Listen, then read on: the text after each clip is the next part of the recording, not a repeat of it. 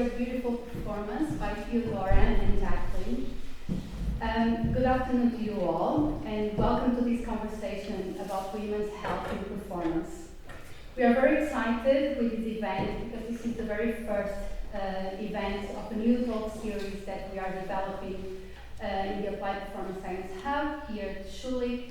And it's very special to open this series with this topic, a topic that is typically surrounded by stigma and taboo, often unspoken, misunderstood, and even neglected in the fields of music performance, music medicine, science, and education. Our conversation today will focus mostly on health issues of female at birth and women-identifying individuals. But we do recognize that many of these health issues apply to trans men and non-binary individuals assigned female at birth. Now some facts before we start. On average, women menstruate between the ages of 12 and 52, almost 40 years and 480 periods. This is equivalent to 6.5 years of a woman's life bleeding. 80% of women experience pain, up to 30% experience severe debilitating pain. Period poverty is the lack of access to menstrual products and hygiene facilities, and I wonder how many music institutions do provide free, regular access to menstrual products and hygiene facilities. 1 in 6 Canadians who menstruate have experienced period poverty, and this rises to 1 in 4 if their household earns less than $30,000 per year. From menstruation and contraception, pregnancy and postpartum, menopause and perimenopause, women undergo a myriad of physical, emotional, mental, and social changes and challenges requiring specialized care and attention. Endometriosis is a chronic condition that can cause potentially debilitating pelvic pain, heavily painful periods, pain during sex and infertility, and the condition can significantly reduce quality of life. In Canada, a study just published last year by the Alberta's Women's Health Foundation revealed that there's still a culture of silence around periods, menopause, pelvic floor issues, endometriosis, and other women's issues. In the performing arts, music included, we often look at the research development in sports to help us understand high performance. In sports medicine and science, female health has been investigated for over 3 decades, which led to significant research developments. Yet, the field is also charged with controversy surrounding underrepresentation of women within sports medicine and science research and sports healthcare, which often results in barriers to communicating women's health issues and access to adequate health care, including underreporting, underrecognizing the potentially pathological symptomatology, and undereducation of specific women's health-related knowledge. And this is not very different from what happens in music. Articles in music magazines and websites on women musicians' health issues are exposing the stigma and the fear of detrimental treatment, but also raising awareness of female musicians' health issues. Yet, research on this topic is mostly non-existent, which prevents availability of specific evidence-based information and consequently, the lack of specific health education on women's health among healthcare and music professionals alike. The exception in this field is voice research, where the study of voice alterations has brought healthcare specialists and singers together to create new knowledge and awareness of the female singer's physiology and health, and increase specialized healthcare support to singers. Still, shockingly, 35 years of research on musicians' health and well-being show that 11% to 60% of musicians suffer from mental health issues, and more than 65% experience musculoskeletal disorders and injury, starting in post-secondary education and continuing during professional careers. As for risk factors, Being a woman is consistently pointed as a work-related risk factor. So today, we are so grateful that this wonderful panel of women musicians and healthcare professionals and researchers accepted the challenge to start this conversation with us. So please join me in welcoming our esteemed panel.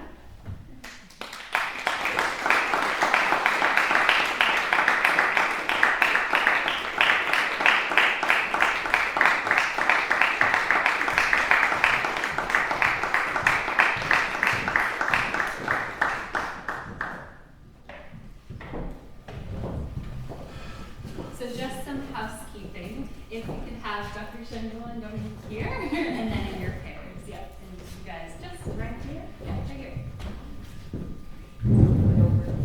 So thank you everybody again for being here. As Liliana said, this is such an exciting event. I'm so grateful to be a part of it. I'm so grateful to be on stage with these wonderful, inspiring women. When Liliana and I were thinking about this event, and when I was planning it, coming out of the fact that we are in Women's History Month, this month of March, coming out of the fact that there hasn't been an event like this. This is quite inaugural and novel at Schulich, really focusing on healthcare and health and women and comparing those together. We couldn't ask for a better panel. So I will now introduce, just quickly, you have everybody's bios in your program that you can reference. But I will introduce our esteemed guests. So first we have Dr. Françoise Chagnon, who is a specialist in otorhinolaryngology and cervicofacial surgery. She has expertise in phoniatrics for performing artists and acts as an independent medical expert and evaluator. She's the director of several societies and the president of the Royal College of Physicians and Surgeons of Canada. She holds privileges at McGill University Healthcare Centre, St. Mary's Hospital Centre, and Institut Universitaire de Gériatrie de Montreal. Next to her, we have Dominique Labelle, who is a wonderful soprano. She has a passionate commitment to music making that has led to close and enduring collaborations with a number of the world's most respected conductors and composers.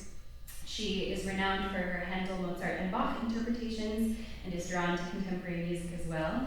She has numerous recordings of recital, opera, and concert repertoire. And she's born here in Montreal and trained at McGill and Boston universities. She's on the faculty here at Schulich School of Music, and we're very grateful to have her. So they will be in pairs together. Next, we have Reger, who is also on the faculty of the Schulich School of Music, and is one of Canada's premier female jazz pianists and composers. Born in Korea, she had moved to Montreal in 1997 to pursue a professional music career, and she holds a master's degree in jazz performance from here, from the Schulich School of Music, and she graduated with distinctions and has 2 CDs released that are based independently and have come to critical acclaim. So we're grateful to have her as well. Then we have Dr. Celena Scheede-Bergdahl, a senior faculty lecturer in the Department of Kinesiology and Physical Education. Her research experience has been focused on the implementation of exercise programs for cancer patients awaiting treatment, so pre-rehabilitation, and the adaptation of these interventions for community-based settings, with the goal of encouraging accessibility and adherence in local populations. More recently, we're very excited to be in partnership with Celena as well here in the Applied Performance Sciences Hub that we're building, many initiatives, this being one of them. Next, we have Claudia Brown, who is also on the faculty at McGill University and is a clinical physiotherapist treating people with pelvic floor disorders for over 30 years. She is responsible for the training of physiotherapy students on various aspects of pelvic health at the School of Physical and Occupational Therapy at the Faculty of Medicine here. And she is co-owner of La Clinique de Physiothérapie Concorde in Labelle. Finally, we have Jacqueline Woodley, who you heard singing beautifully with me in the duet. And Jacqueline is currently a D.Mus candidate here at the Schulich School of Music at McGill University, and she's a Montreal-based musician. She's a soprano, voice teacher, and choral conductor. She's known for her fierce versatility. She changes styles fluidly from early to contemporary music, from opera to art song, has a appeared with Canadian Opera Company, Philadelphia Opera, San Francisco Opera, and many others, and we're grateful to have her as well. And of course, you know, Dr. Liliana Araújo, and as well as Dr. Julie Cumming, who will be our panelist for our moderator rather, for the second panel discussion, which will come from your questions. So we're grateful to have both of them as well. So with that, without further ado, and our lovely panelists up here, we will start with the first part of the conversation in pairs, which will be moderated by Liliana. And we have our pairs seated together here. And we have our topics up here that they will be discussing amongst themselves. So we hope that you enjoy. Yes, check. Thank you very much. So one of the things that we asked our guest speakers was just to think about what came or what kind of experiences came to them during their practice, either as healthcare professionals, researchers, in terms of these topics. And the first duo, we thought it would be really good to talk about a little bit about hormonal changes, because as we know, that's something that affects, well, every woman, but has a particular impact on singers because it's kind of their instrument and it's directly affected. So I'm just going to invite Françoise and Dominique, maybe Françoise first, if you could talk a little bit about what emerges in your practice that you feel would be important to start talking about. Well, thank you for the invitation to join you and for the questions. I gave some thought to this subject in preparation, and reflected back on my experience. As you know, I do see many singers. I have to say, the great majority of singers coming before me are females or women. Some men do come also with problems, but the great majority are female singers of all age groups. And the foremost of their symptoms when they have vocal issues, I have to tell you that hormonal imbalances or changes or in relations to their menstruations or their hormonal cycles in life is not at the foremost of their presenting symptoms or at the foremost of their thoughts. So that's my first observation, and unless I particularly ask the time of the examination, where are they in their menstrual cycle, or whether they are on hormone replacement therapy or supplements, or if they have any background or medical history related to hormonal dysfunction, this does not come forward. So this was very useful as a little reflection to perhaps be more inquisitive about that. I have to also put in perspective that we often think about female hormones, particularly, but your body has many other hormones that come into play, namely thyroid hormones and other kind of endocrine hormones and so on. And we have to keep a broader perspective, because people do have different endocrine hormonal dysfunctions that are beyond what affects the voice and what are beyond related to their, I'll say, menstrual cycles and so on. So we have to keep a broader perspective on that. So I'll keep some other comments going. My first observation was that it is not at the foremost of a presentation, and it probably should be given more attention.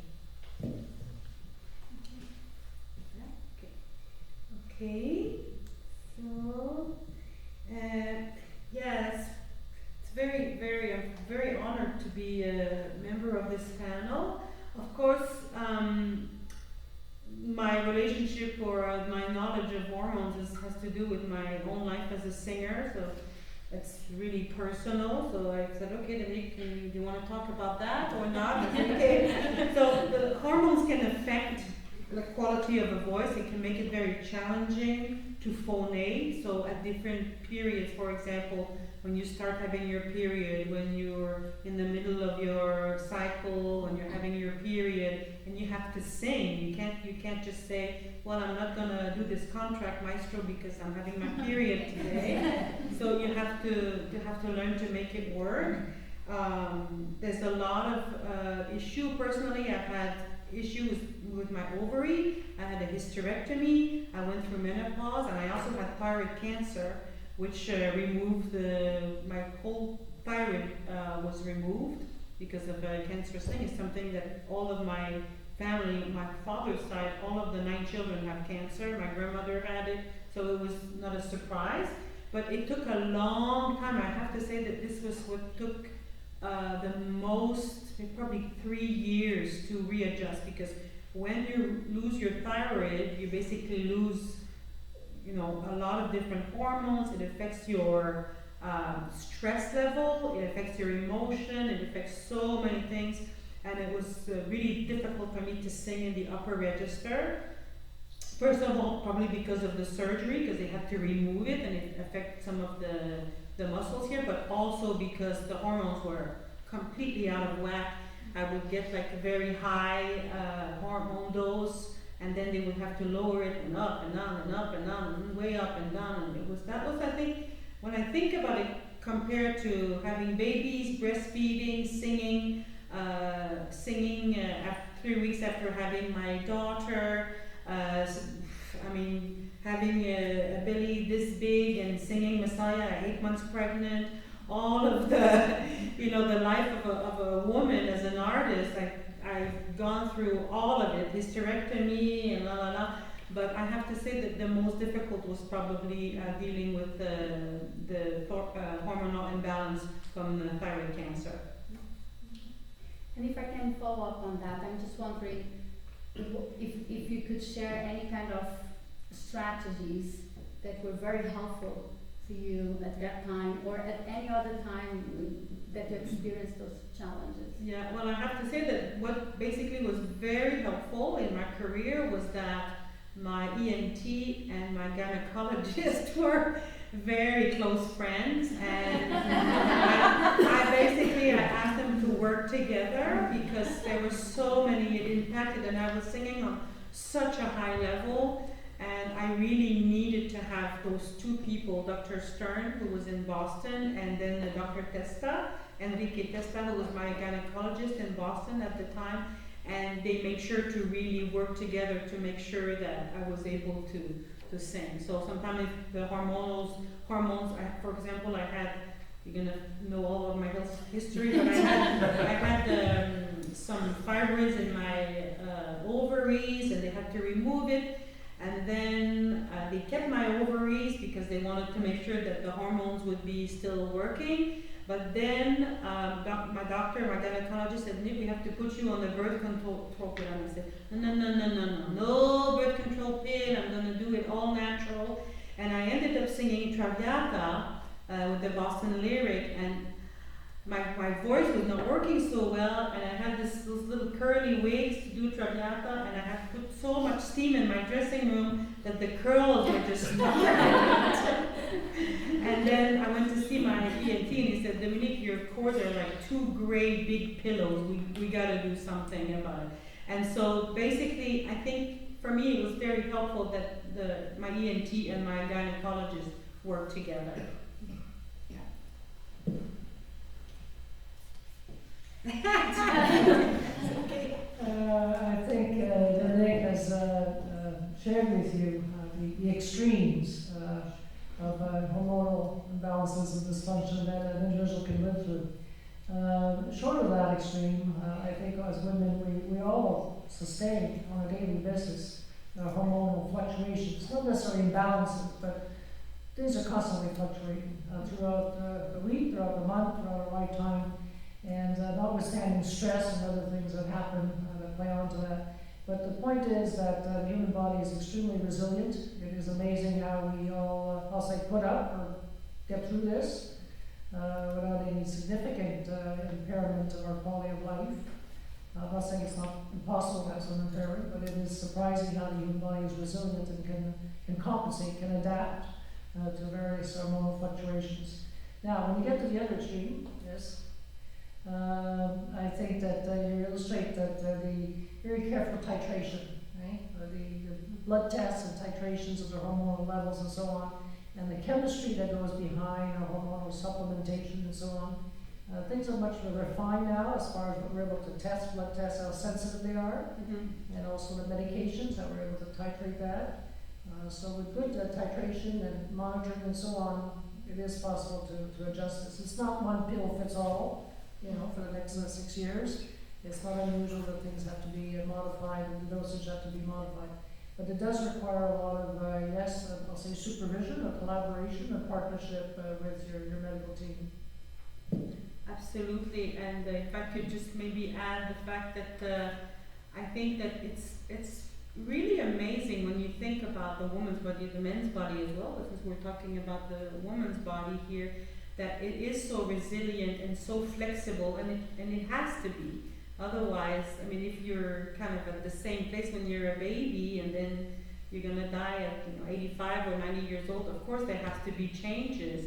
I mean, the challenge as far as being a singer is concerned, when you have to go with all kinds of hormonal fluctuations, is that you have to perform every night, and the demand of the music, the demand on the vocal folds and the body are quite extensive. So it's always, I think, as singers, we feel all those changes a lot more than if you're just, you don't really need to have to sing a high C. We are so sensitive to any kind of change about the voice that of course it will affect us, and we really need it. If you have to deal with, if you end up being a singer and you have to deal with the fluctuation of hormones for all kinds of reasons, I really recommend that you get a good medical team that will help you figure out what is the best performance level that you can attain while going through the changes.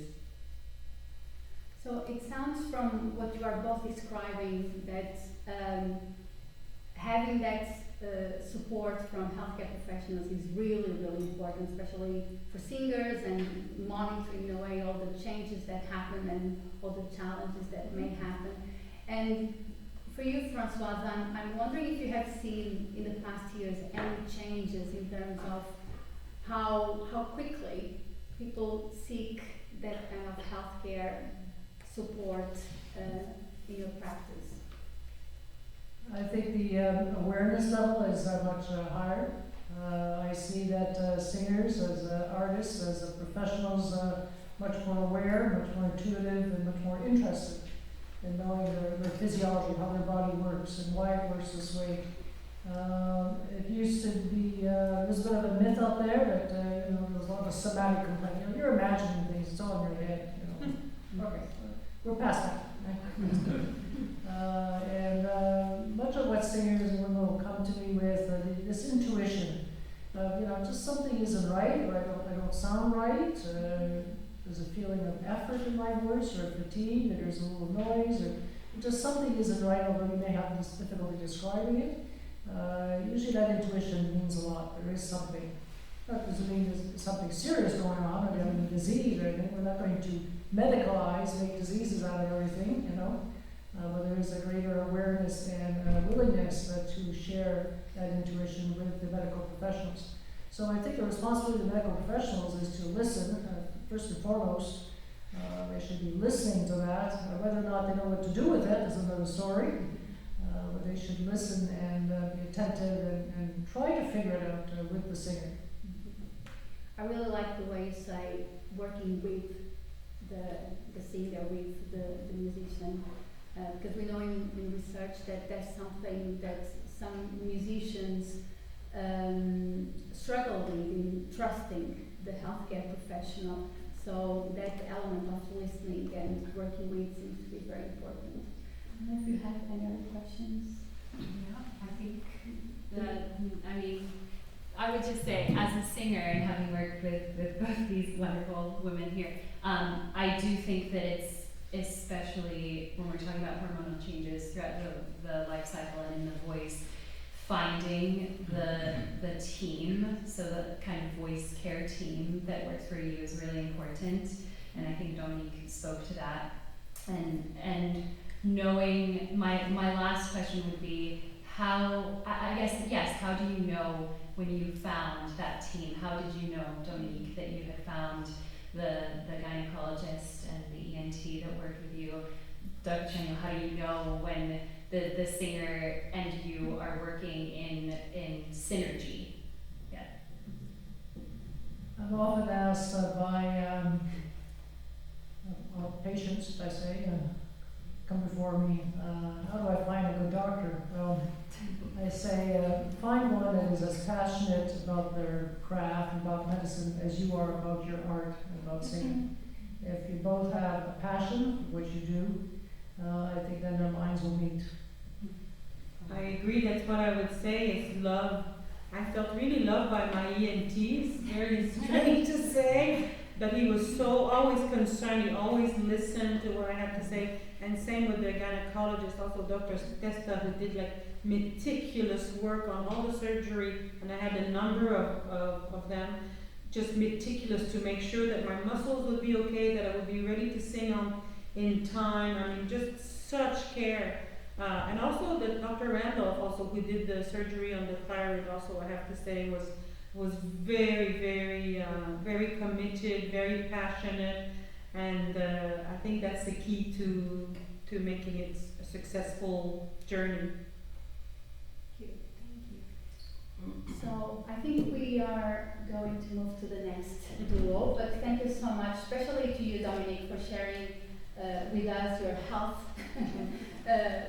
story, but also mainly your personal story with your experiences. So,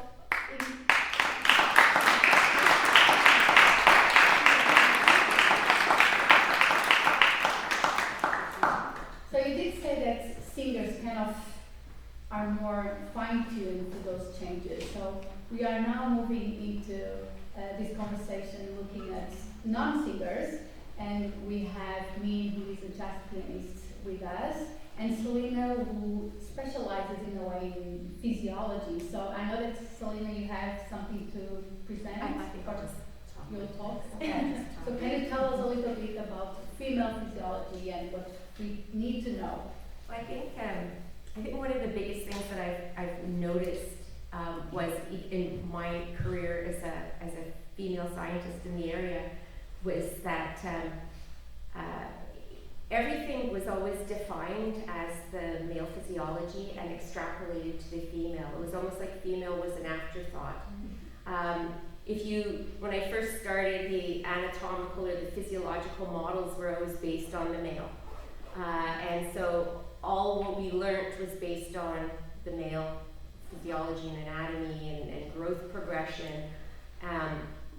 And even after, I like to think my PhD wasn't that long ago, but in hindsight it probably was. We excluded females from our study on diabetics. Why? Because there was confounding variables about hormonal status and whether they were in menopause or what point of their menstrual cycle they were in. And so a lot of what we learned about female physiology, we just said, okay, well, this is what happens in males, so our results should extend to females. And then as we progressed in that area, we realized actually that doesn't work out so much. So, especially working with cancer patients, we realized that the chemotherapy treatments or radiation treatments don't work the same in women as they do in men. And so we really have to take a more individualized approach. And even if we look at the life, the span, the physiological span of women, I'm amazed at what women's bodies have to compensate for. So if we look from, for example, Liliana had mentioned most menstrual cycles start at about the age of 12. And just the psychological adaptation to transferring from being a girl to being a woman, psychologically it takes a lot, but physically it also takes a lot. Rapid growth development of breasts, hips changing, the female body starting to form. And puberty happens quite early in women compared to men.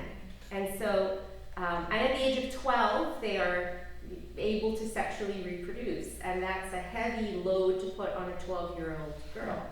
And it's something to hide. You don't want to be different from the boys, because last week we were the same, and then I got my period, and now we're not the same anymore.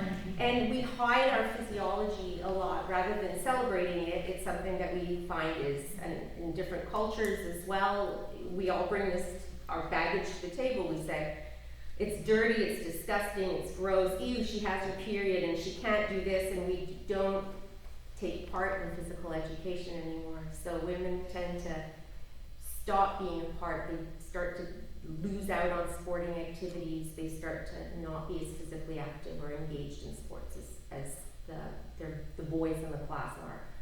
And then we keep developing on. So if you coach a co-ed sports team, you have some women who have hit puberty and they look very much like women on the same team as, and I'm the mother of 3 boys, so I can really say that. They still look like they're 8 when they're 13 or 14. And they're catching up both physically and mentally. And then you now go into early adulthood and eventually, for example, becoming going on oral contraceptives, really mucks about with a woman's physiology and the reactivity and how the hormone replacements will change them. And sometimes it does a world of good. I don't want to say that it's not. But in some cases it also hits people very hard.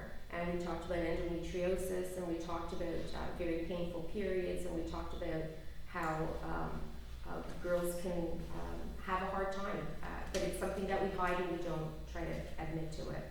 Moving on then to pregnancy, the amount of changes that a woman endures over the point of a pregnancy. I remember my first symptom of being pregnant was I could not breathe going upstairs.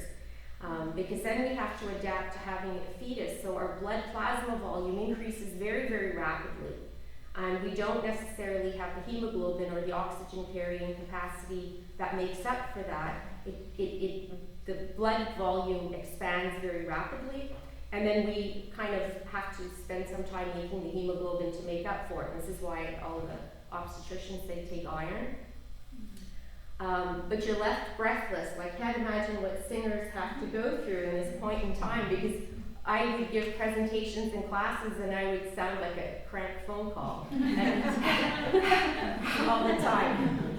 And then on top of it, the hormones that are secreted in preparation for giving birth allows our joints to be very lax. So collagens relax. Connective tissue starts to relax in preparation for the opening of our pelvises for the eventual delivery of the baby. But it's even for female athletes, they tend to be very klutzy, very injury prone because of this opening up of the loosening of the joints. So again, in music or in dance or in singing, that is something that we have to accept or recognize. And then you might not just have one pregnancy, you might have 2, or you might have 3, or you might have 4. And every time it's like a marathon that you're running in that period of time with very little physical preparation for it. So it is hard, and then you give birth and the breastfeeding process and the fatigue and all of that. And I know with my kids, it was mama, mama, mama for the longest time. So you're dealing with that fatigue on top of everything else. Now even after that, then we recognize entering in perimenopause and in menopause. We go through those same hormonal changes that we saw at the very beginning of our life, but now again, we don't want to talk about it. And I think it's very refreshing that now we're starting to discuss what happens. We end up with brain fog. Even in pregnancy, our brain sizes do shrink. It's biological.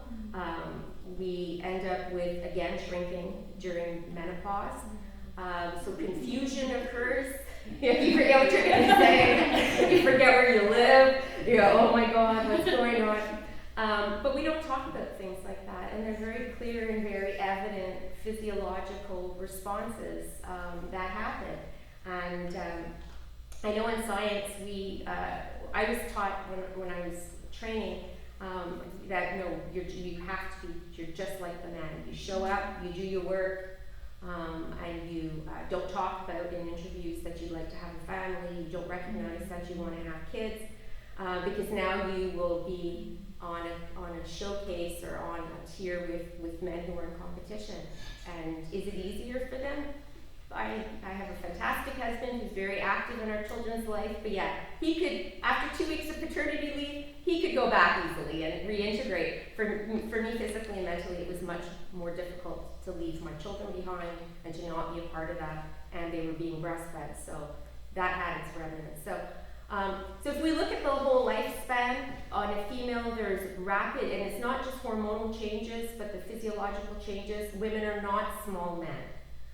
As children are not small adults, women are not small men.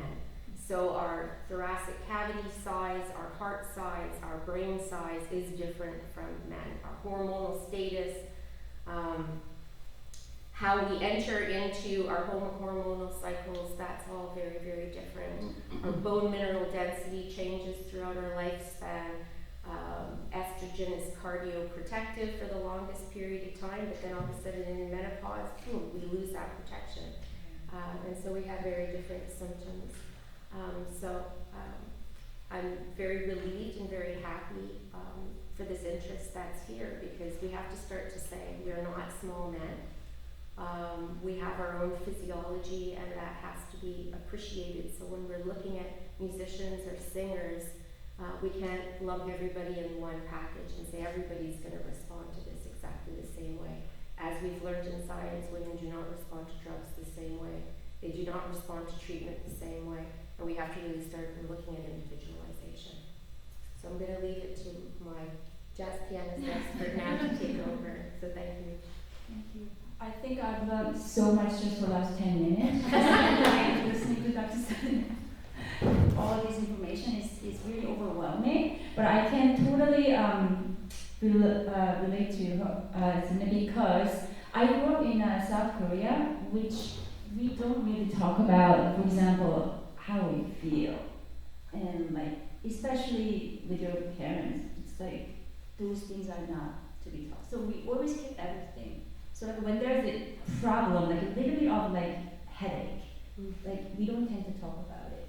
And also for the career-wise, for example, I want to be a pianist, like a musician. It's like, why?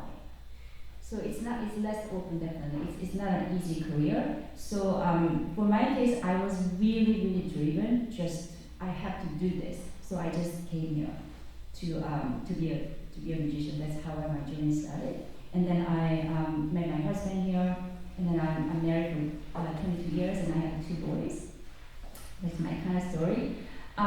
So as being a jazz pianist, I think I've noticed that probably, I don't think I have like those vocal sensitivity when it comes down to relating with hormone when I'm performing. I think probably I'm in a little bit of better position getting affected. But what I have is migraine. I don't know how many of you here have migraine every day, or like, I don't know, some people have like really bad one. But now I know that my migraine is caused by menstruations. I didn't know up until very recent. So like I had to live with it, and I remember playing gigs and going on tours, even like having the headaches, and I didn't know what to do. But again, like I found the way of dealing, finding the right medication. So now I'm sort of like okay, but still it's not 100%. I think it's sometimes there's nothing much you can do when it comes down to it. So my migraine caused right before my menstruation cycle is starting. So apparently I read it a little bit because of this opportunity to talk about hormone or something, and I found out that because when your menstruation is about to start, your estrogen level goes down, and then when that hormone goes down, now like problems start to happen, which I discovered recently, and it's really phenomenal because I really didn't think about anything. Oh, this much is related with the women's hormones in our daily lives. So something that I have to deal with. So like what I can say also, sometimes like you just have to drop everything. Like you have some important gigs. Like when you're happy, sometimes you can't function. So like that also you kind of have to accept, because if you don't take care of your physical health, it's gonna go into your mental health. So that's also, I think probably I would love to talk about something more than just physical aspect of it, because it's a domino effect, I think. Yeah.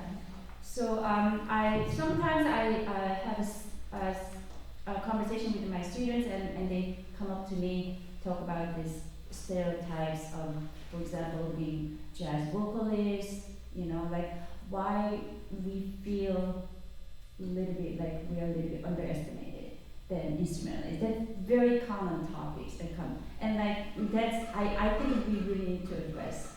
That's not true, and we need to deal with those specific topics, especially for jazz vocalists, to give more confidence and get a little more organized mentally, and those things are, I think, important to address. Yeah. So I do have a question for you. Yes. So following from what you are saying, what would you have liked to know when you're starting studying music that you didn't know at the time? About like just about women's bodies and how that may right. impact Like the way I one- don't think I even thought about anything like the difference between men and women. I don't think that was in my agenda, honestly. My own goal was just I think I want to be a musician. I want to be a jazz pianist. But my parents didn't want me to. So I actually had to go to another degree to pursue it because they didn't think that's good for you.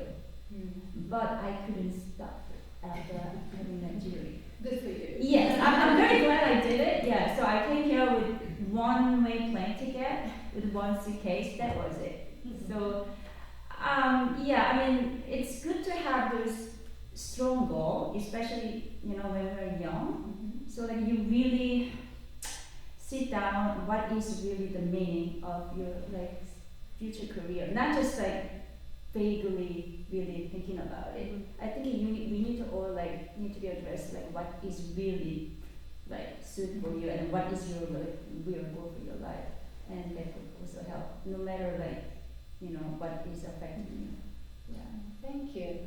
I think there was so many things coming up in this duo, and and your experience really coming from Korea, and it really highlights also all the cultural differences that might be in terms of how we address female physiology through the lifespan, and not just cultural, but also showing that each family and the context where everyone is raised and born can play a role.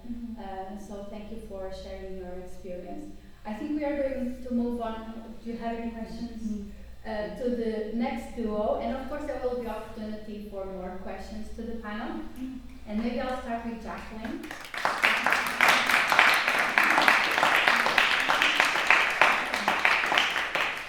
So you all talked about pregnancy, and this duo will talk specifically about pregnancy and postpartum. So I'll start with you, Jacqueline. Is there anything specific that you may have experienced, and you share what you want to share, that you have experienced with either pelvic floor health and singing and pregnancy and postpartum that you wish you would know about from your experience, all this experience? I wish we had a panel like this when I was doing my undergrad and graduate a few years ago when I was here, because I think I do think things have changed a little bit. I do think that, for example, in a lot of I'm a singer, a lot of voice teachers are now discussing these things, but even the word period was very rarely mentioned when I was first going through as a degree, and even pregnancy and having a baby was still somewhat taboo when I was coming out of university. I do think that's changing now. So I do wish that we had been a bit more open, but I think that's also coming from, I tend to be I don't always sing it, but I'm a very shy person, so I also don't, strangely enough, I'm not a singer that was as in tune to my body as I wish I had been all the way through, and that's changing for me now, but I do wish that I had known all these things that are available to us before getting pregnant. I was very lucky with a very easy pregnancy and rather easy deliveries compared to what it could be, and it changed the experience of that change in my body. Although we get these things that are difficult, it was actually a very positive thing for me. I came to know my body in a very different way than I did beforehand, and so that actually started me on this journey of doing my doctorate in in the changes. I'm specifically studying the changes during the postpartum period because although they can be very scary and very frustrating and very painful, they also bring us to know our bodies in a different way. So the pelvic floor is very nebulous for many people. we hear words, and we hear some teachers speak a lot about it, some teachers do not speak about it at all. And when I was in my undergrad and into my master's even, we would kind of whisper to each other, "Do you guys talk about this? What are you doing?" And so actually I would love, Claudia, would you like to take over and tell us a lot about the pelvic floor and to tell us a little bit about this, and then I'll keep going with my own personal experience. But I think that actually there's a lot of misinformation and a lot of our imaginations don't always tell us what's really happening. So, yeah. Okay, thanks. My pleasure. So, as a public health practitioner, I see men, women, and children with problems related to the pelvic floor. I think as musicians are one of the musicians, singers. You're very much in contact with your bodies, and I think it's important to know the pelvic floor because it is very much related to breathing as well. You need to breathe in order to sing and in order to play wind instruments. So we were talking about the life cycle, and if we talk about women, I see women throughout that life cycle. So I've seen young women who just started their period and they don't know where to put the tampon. So I can teach patients where to put the tampon. I see women when they get to between the ages of 17 and 35 who hear that sex is great, but it really hurts them. And they don't want to talk about it to anybody. And so we see women with sexual pain. We also see women who want to go into fertility, who may not have a partner, but want to have a baby. But they're afraid of all the everything they have to do for fertility. So we can teach them how to relax and become ready for fertility procedures. Then when they're pregnant, we can see them when they're pregnant in order to prepare for the delivery. We can see them during the delivery or give them advice during the delivery on how to handle their body during delivery. And then postpartum, we can see them and teach them how to recuperate from delivery. Then we can fast forward, and we see women of all ages, but we can fast forward to menopause, and we see a lot of women in menopause who, because of all of the hormonal changes, are having problems with sex, are having problems with constipation, and are having problems with their urinary system. So in terms of knowing the pelvic floor, there's so much that it can do, and that's why I did put some slides together because I know it's nebulous. They're beautiful. And so this is really what the pelvis looks like. So right now in this slide, you're looking inside the pelvis from the top.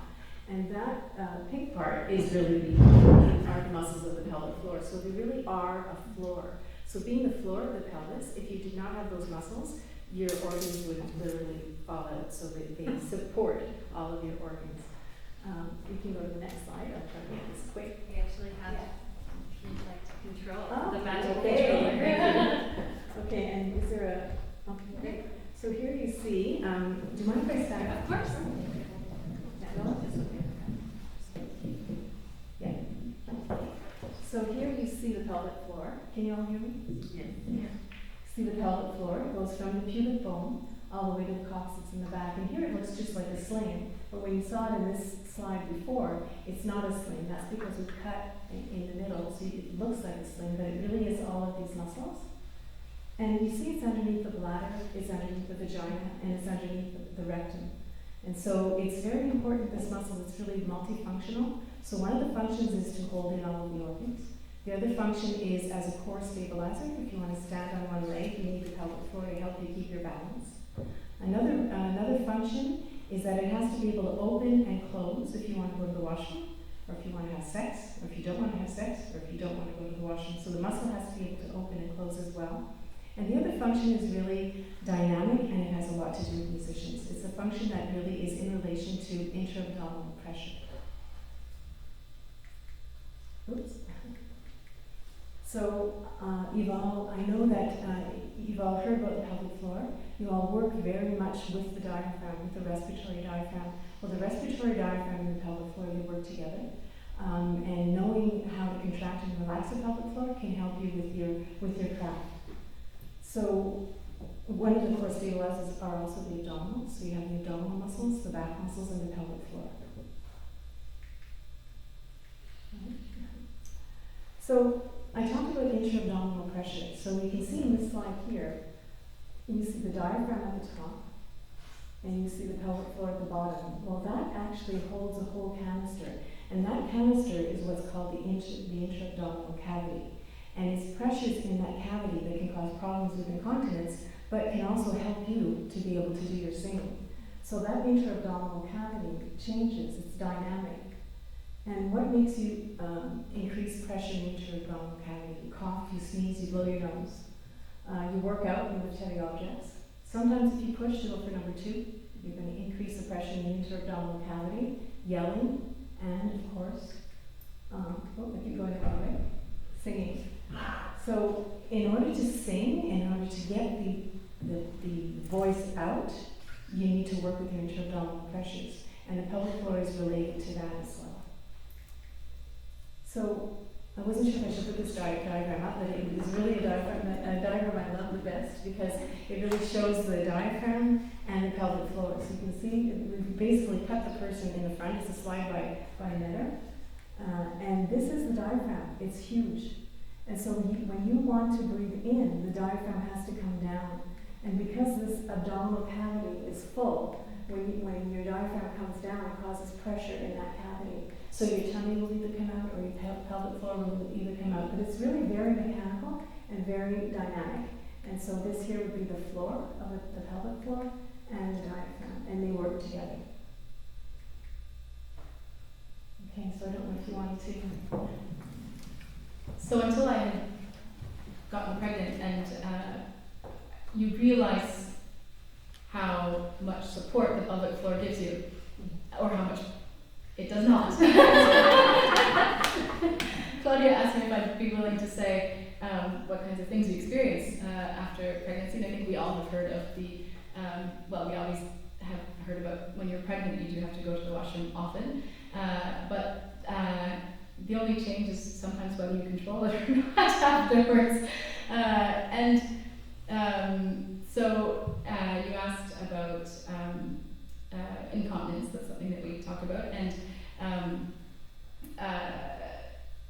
I think many women do experience that, and that can be very difficult if you're on stage at 3 or 4 weeks postpartum or 6 months postpartum, and sometimes that continues on. And I think that it's interesting. I've recently done some interviews with singers, North American singers, but a lot of them worked in Europe. And it's interesting because in a country like France, for example, part of your list of things to do, the 1 month checkup to have a baby, blah, blah, blah, is to go see a pelvic floor to have some rehabilitation. That's just, you just do it. It's not, you don't think about it, it's on the list, they make sure you don't do it. Whereas here, that's often, it's an option. You might get sent there if you have some issues, but I think, for example, I personally asked my gynecologist if I should, and I was told, no, you don't need to. And now, 10 years later, I was chatting with Claudia going, yeah, I really should have, that would have made my life so much easier. So I do think that it needs to become more normal and more spoken about. I did experience a lot of pain for many months. I didn't heal as well as I could have with my first, and so everything was painful. Sitting everywhere, standing, singing was, and but I do think the positive of that was I did become a lot more aware of my body. I did a lot more exercising, and now even as a teacher, I do a lot more work with the body. And as you said, lifting and balancing on one leg can be training a body in a way that we don't have to be thinking about it. But the one exercise we do hear a lot about are Kegels. Can you tell us about these? Can you tell us if, as 20-year-olds, we were trying them out on ourselves and seeing what we could do. Do you mind telling us about how they work, how they could be beneficial, and how perhaps they could be helpful to us? As I would have liked to have known a few years ago. Okay, so the important thing is that every muscle has a tone. So you can have a muscle that has too much tone, it's too tight, or you can have a muscle that has not enough tone, and it's too loose. So in pelvic floor physiotherapy, we evaluate the patient's tone to see if they're too tight or too loose. And then we'll evaluate also their strength to see how much force that they can generate. So all of this ties into the Kegel exercises, because the important thing about a Kegel exercise, that's how you contract the pelvic floor, but it's really important as well to be able to relax the pelvic floor afterwards. So maybe the best way to explain the Kegel is to pretend that you're all my patients. Okay, so if you all sit on your sit bones, so you know your sit bones are the ischial tuberosities, they're the two bones that you sit on. Okay, so you all sit up on your sit bones. The pelvic floor is really in between those two bones, and that's the pelvic floor. Now, any muscle, when you contract it, it shortens. So my biceps will shorten and contract. So if you contract your pelvic floor, you actually shorten the muscle. And it's really almost like a funnel configuration. So I think a good visual is to imagine that you're sitting on a tiny marble. And this works for men and women as well, so you should all try that. So you're sitting on a tiny marble, and what you want to do is you want to take that marble and you want to pull that marble up inside of you, very gently, and then you want to relax and drop the marble. So this would be working really as the superficial layer of the pelvic floor. It has 3 layers. So if you want to work more strongly, you'll take that marble and you'll try to pull it right up, right into your belly button. Pull it all the way up and let go. So you should really feel a movement of the skin of the vulva. When I teach this exercise to men, it's a little bit easier for them. They can just stand in front of a mirror and try to move their penis. If they're moving their penis, they're contracting the pelvic floor. Okay. So men is a little bit easier. Women, sometimes I'll get them to look with a mirror, and you should see the skin move. Sometimes you can put your finger inside the vagina and you can actually feel the contraction. But it's really important to contract it, but also to be able to relax it, because if it stays too much contracted, it's not able to respond to the needs of the bladder and the rectum and everything else. So it's just as if the way I explain to my patients is, if I have great posture and great tone, throw me a ball, I'll catch it. But if I have low tone, I won't catch it. Or if I have really high tone, I won't catch it. So you need the Goldilocks principle. So you need the muscle to be not too tight, not too loose. But that's the resting state. But the other part is strength, and strength is really doing the Kegel exercises, squeezing and letting go. But, okay, so you are vocal athletes.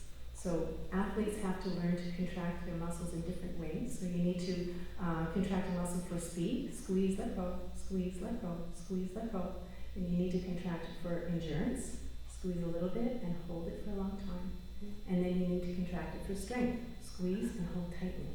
So there's different ways that you can train. So that's why Kegel exercises are, in physiotherapy, we do advanced Kegels. Does that explain? Okay. And if I can add, I can see all the applications, not just to singers, but a range of instrumentalists and even I'm thinking like conductors that spend so much time standing and moving, holding all the body and moving the body in different ways. So it's definitely something that is applicable and affects all types of musicians that we're talking about. I was thinking even wind, for example, players that have so much to do with respiratory capacity and how all those things connect. And one of the aspects you measure in respiration is what's called forced expiratory flow. So how strongly can you breathe out? And studies have shown that patients who have a stronger pelvic floor have a stronger forced expiratory flow because of the fact that it's like a canister. If you squeeze here, you'll help to push the air out. So that actually has been shown in studies.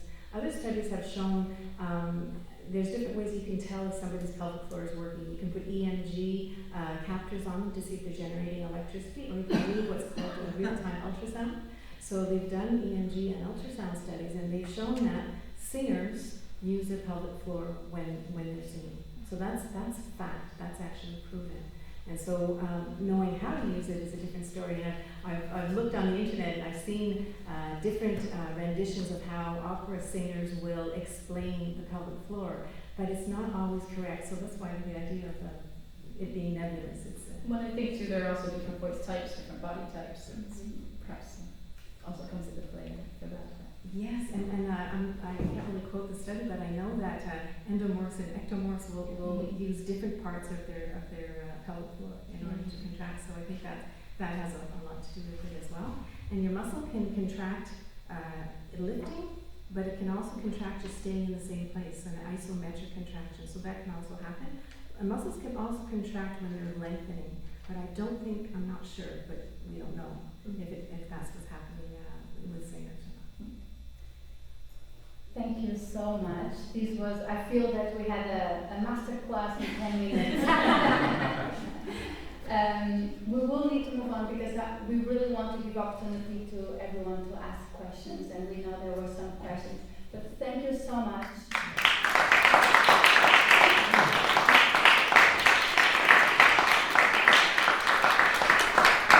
And I want to thank especially for those who shared very personal experiences. We know that this is a complex, very personal topic, so we really appreciate all those sharings.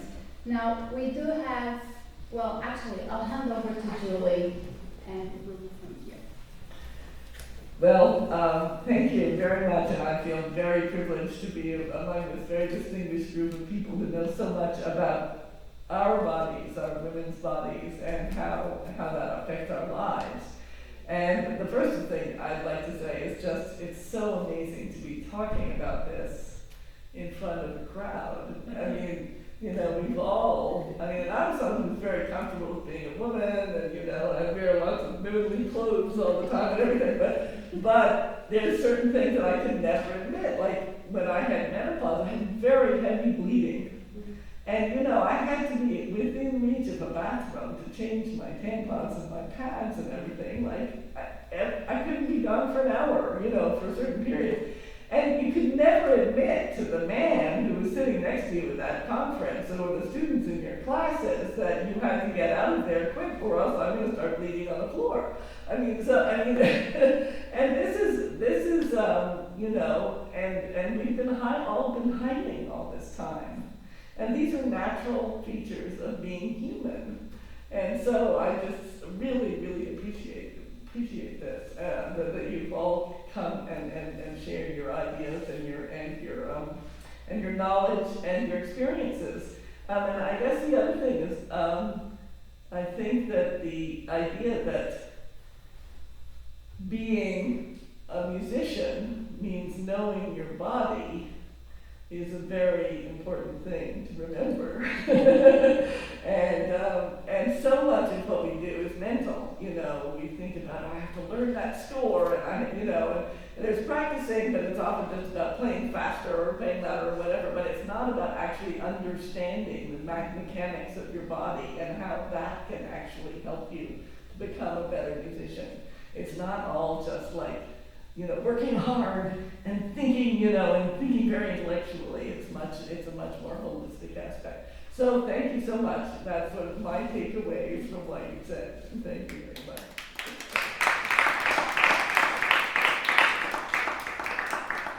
So now we invite, if you have not yet, to scan, it's in your program as well, scan that QR code, scan this QR code here. We do have some questions queued up, but keep them coming as these wonderful presenters have spurred your thoughts.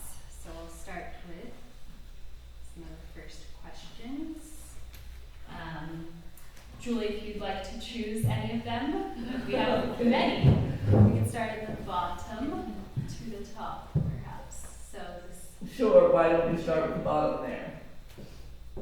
Great. So the question, how do you include women's health in your navigation of the ongoing pandemic where women are at higher risk of developing long COVID, especially in a music career where precariousness means rest is difficult or impossible post-infection, which also increases the risk of long COVID?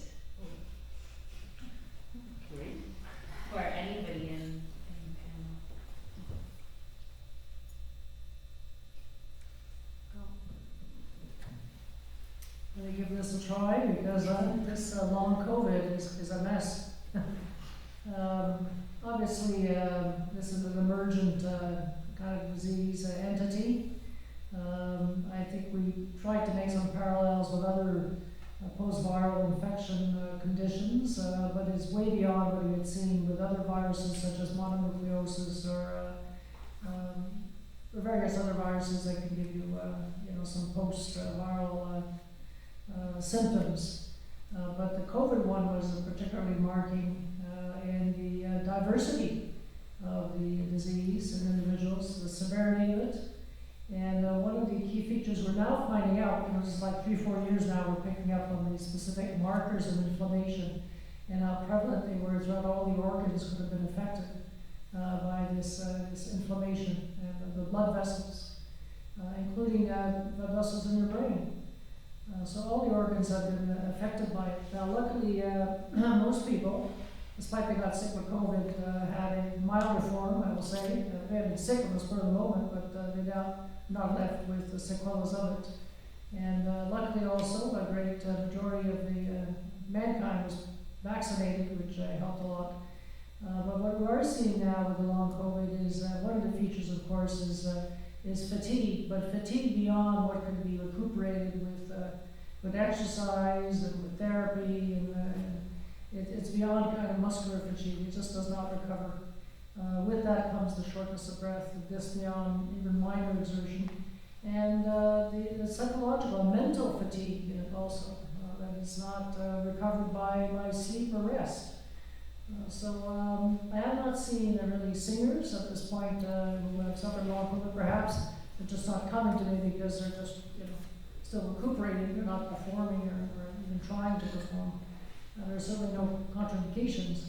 There was a program with certain of the operas in this world that had a program Respirer that tried to use singing as a mode of pulmonary physiotherapy. That was quite successful on a small scale, a number of individuals, but that was quite a successful and innovative approach.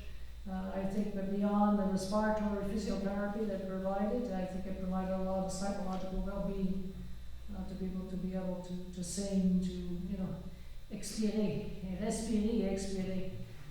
So let me see, I don't know what we're going to do about long COVID. I think hopefully it will wear itself out and people will recover, and unfortunately a minority may be left with long-term sequelae.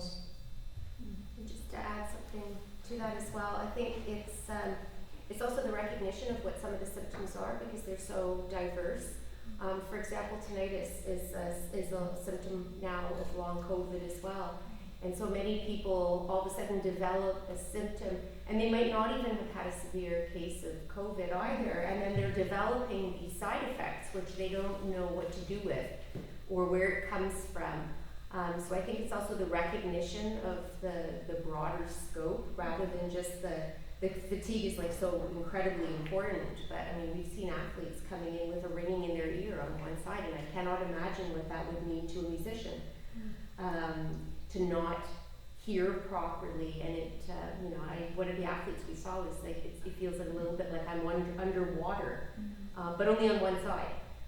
So I think it's also the question of acknowledging the symptoms or the post-COVID symptoms, and asking for help with that, because I find a lot of times it's like, it's going to go away and it's not that important, but to say, okay, well, we may have this for a while and that deserves recognition and treatment as well.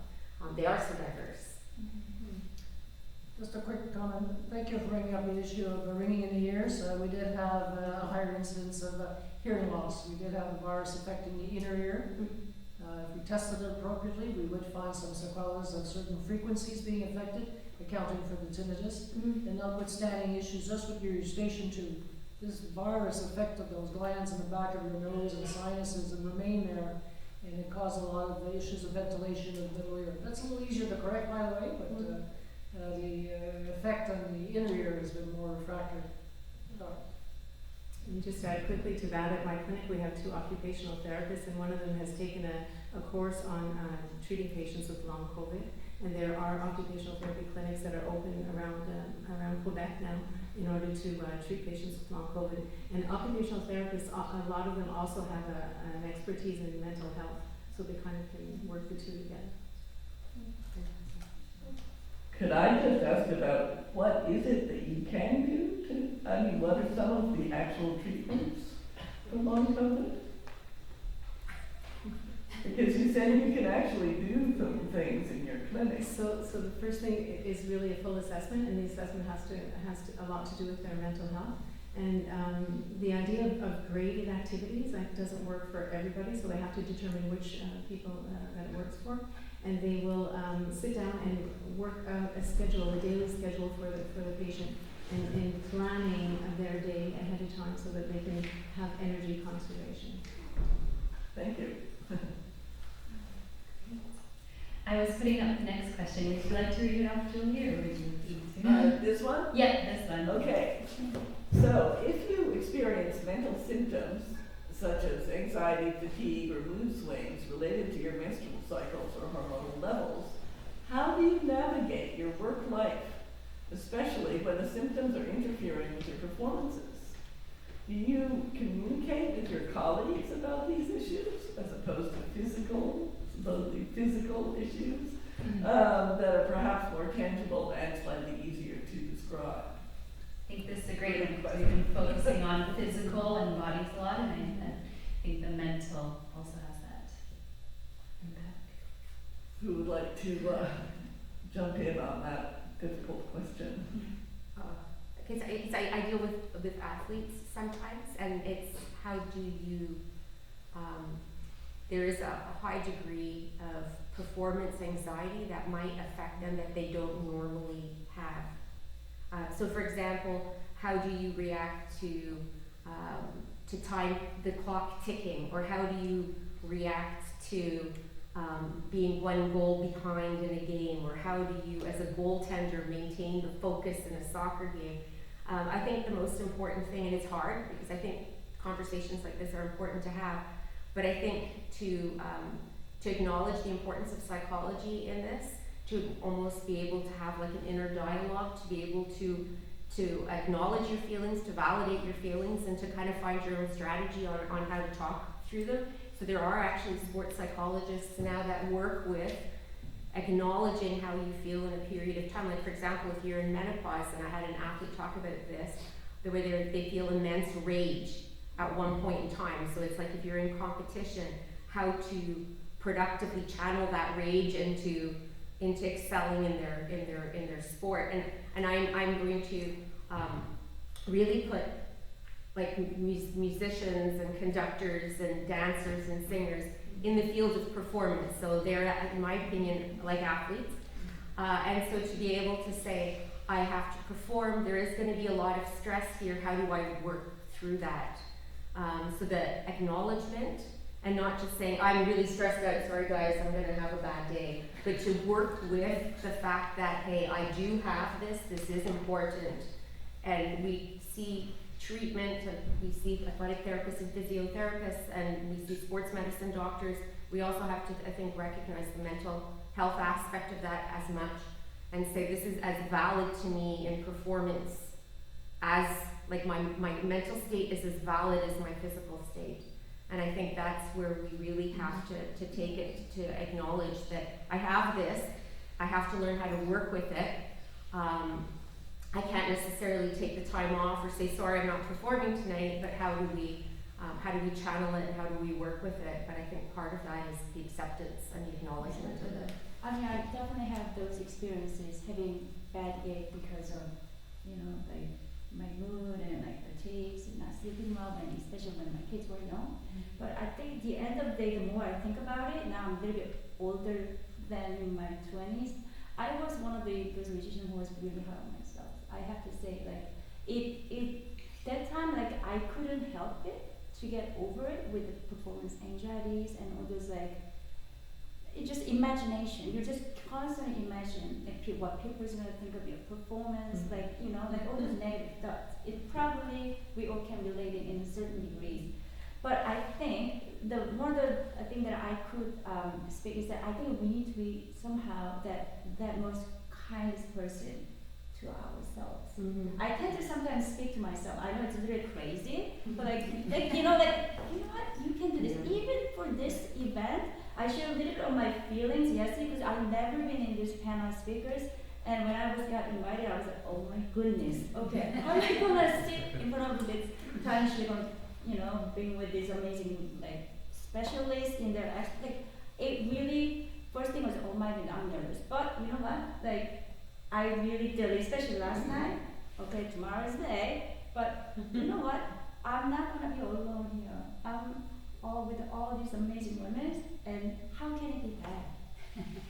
Like, so there was that kind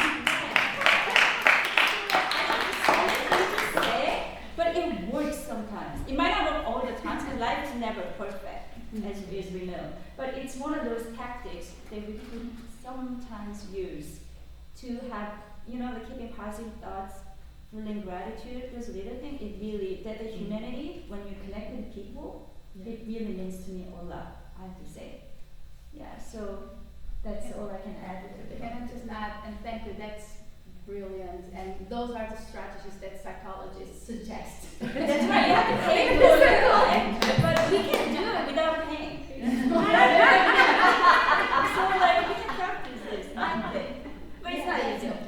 And let me just add, because Celena mentioned something about the goals, and sometimes it's something that we don't, that in music there's, I need to get this right, or, practice for a particular goal, but actually rethinking those goals, especially on those days that we feel really tired, really low mood, and it's one of those days or one of those weeks, all that kindness, positive thinking, or positive or helpful thoughts, but also readjusting goals. Absolutely. Because we won't be able, people will not be able to do the same way that week. So readjusting goals can be a really useful strategy. Amazing how we put up with hormonal fluctuations, and yes, we're told, and we learn on our own, deal with it. And there's means of how to deal with it, and put up with it. Okay, there's means of putting up with it. But at some point, there's a certain threshold that you can't pass. And I wonder if at some point, when these hormones are running havoc in your brain, and literally, physiologically, chemically, there are hormones that affect your brain function, and are either making you fatigued, depressed, hyper, anxious, the whole gamut of physical, emotional reactions.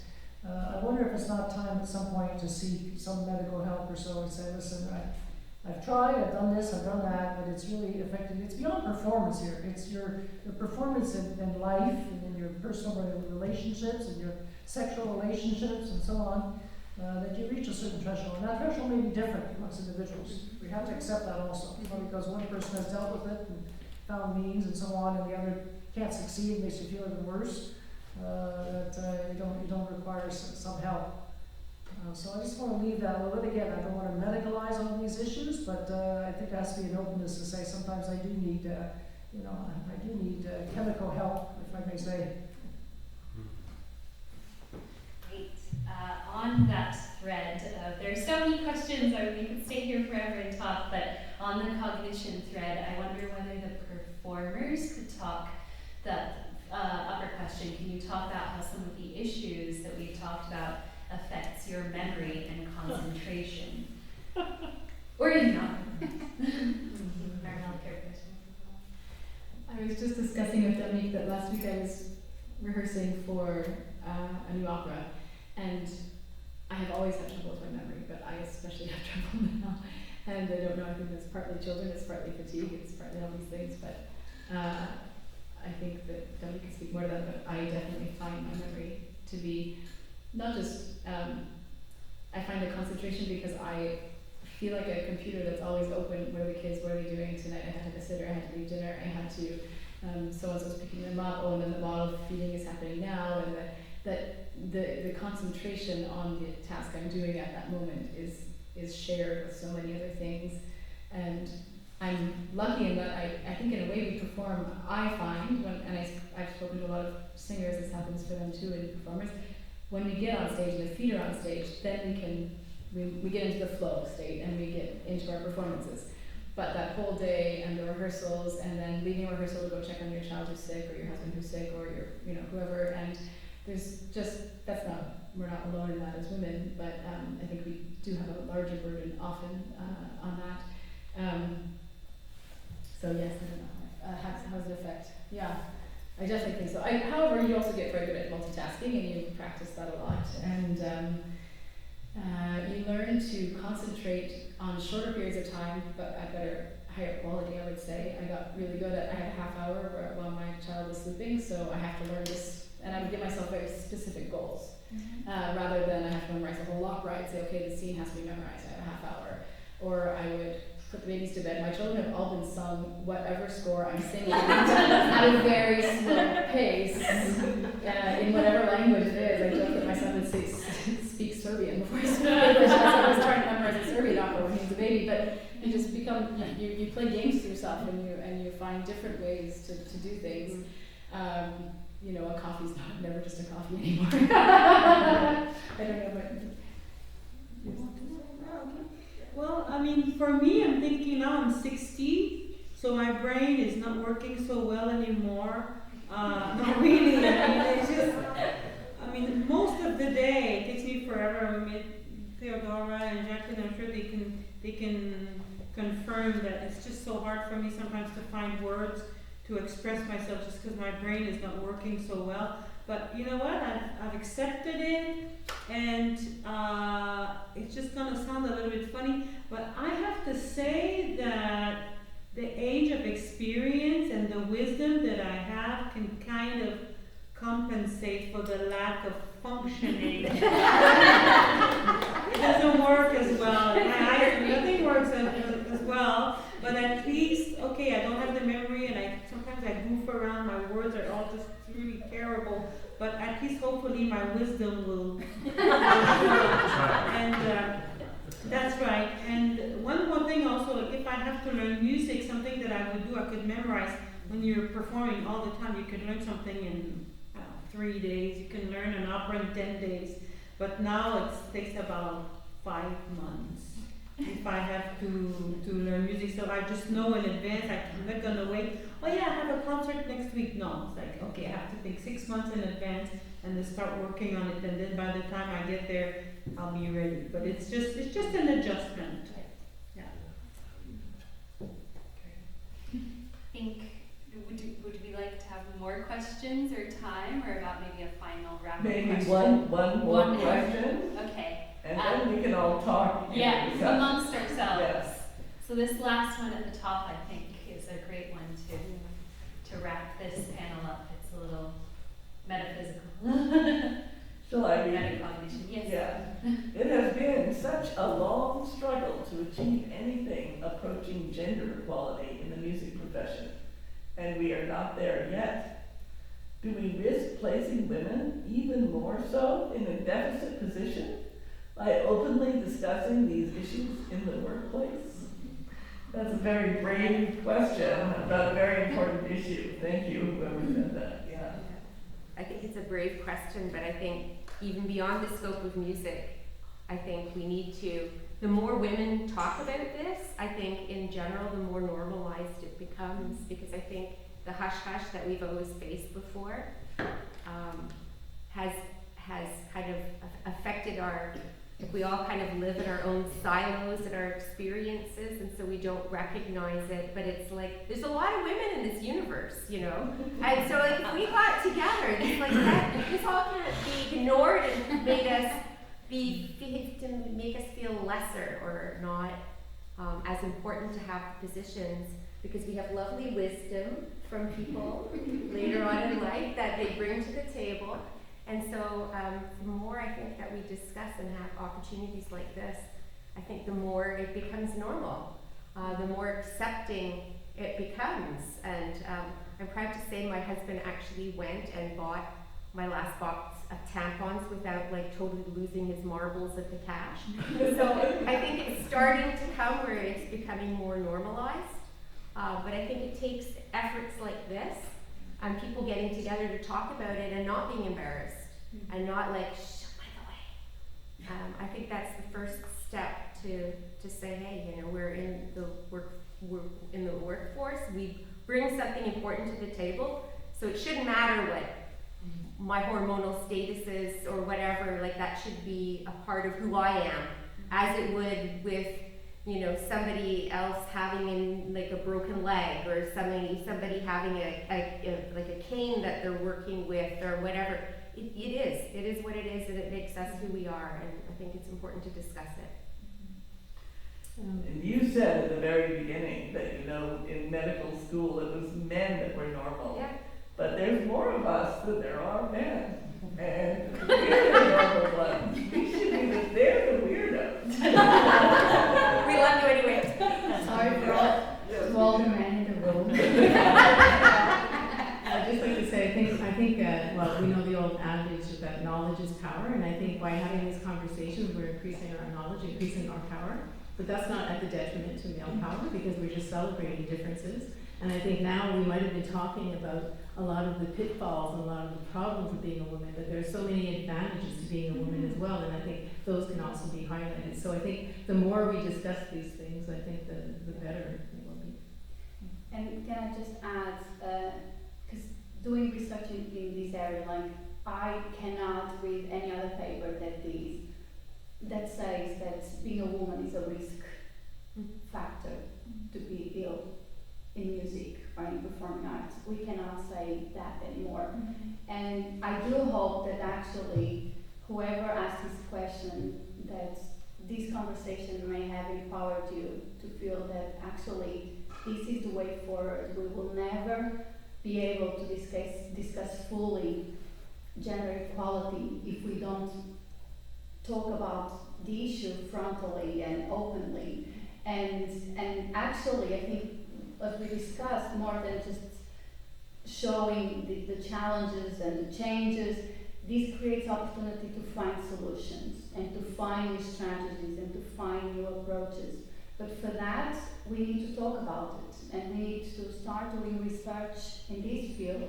And we often look at sports, but in sports, these conversations are still ongoing and very long. Just recently, just last year, after the World Soccer competition, there was a new team of researchers that decided that it was time to do proper research with female athletes. And this was organized by the International Federation of Soccer. And it was the first thing, the first of its kind, and it was last year, even if we think that sport is really well advanced in this field, and it's not. Celena, as she mentioned, it's still a very men-led data, which means that all the research that we have out there actually is not fit for purpose for the entire population that we are working with. So I think it's our goal of everyone in this room, certainly everyone in this panel, that we are brave enough to start with conversations, that we talk about periods and bleeding and brain fog and fatigue, and say, sorry, no, not today, but I'll do it in a different way. Because this opens, the more we talk about it, the more we feel good about it, the more we'll find new solutions and new strategies. And I do think the conversation is the important part. We live in an age, especially in the 21st century, where we're becoming more visible with how the multiplicity of genders as well. So further conversations that we've talked about, identifying how you identify, how you appear in the workplace. The physiological symptoms that you're going through are really, truly very individual. So I think that's also something that is more and more important to bring to the table in conversations like this in every workplace. So I think we will wrap up. We can certainly keep the conversation going outside around a glass of juice or wine and some cheese. But please.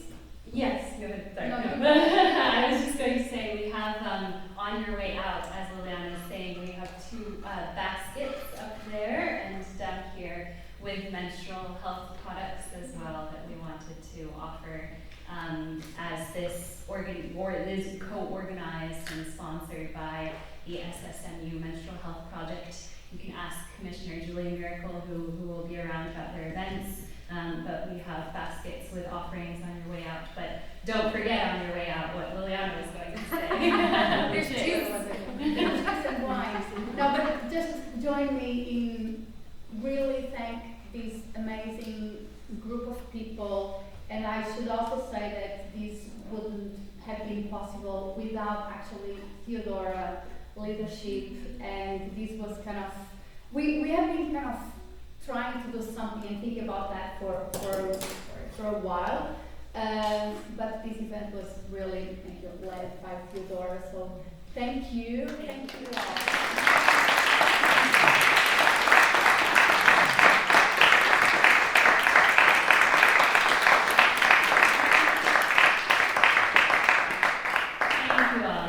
Couldn't have done this without every person on the stage, every woman, every person in the audience. So thank you very much.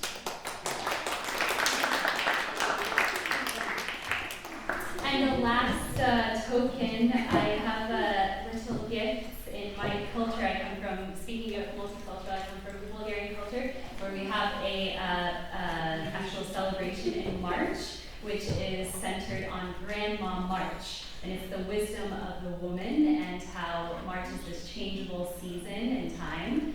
But we wear little red and white, I wonder why they're red, and white little bracelets, or we put them in our houses just to come to work in health, to have the coming of spring be sooner, to have all of the wisdom of women and womanhood passed down upon us from Grandma March.